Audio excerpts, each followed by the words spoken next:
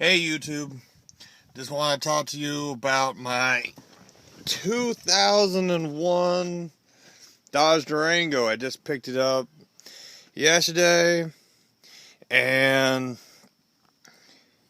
I had this little baby was acting up. 15 amp fuse.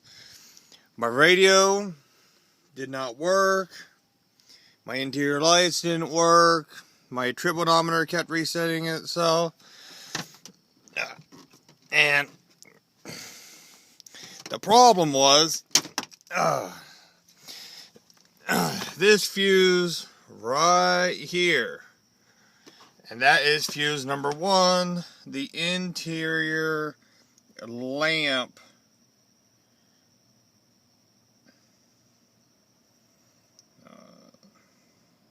Take my word for it. The interior lamps.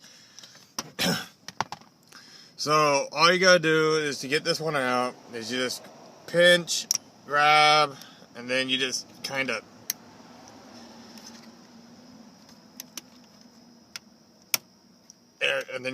pull it on out like so. I changed it out and then put it back in. So I hope this helps anyone with problems with their 2001 Dodge Durangos.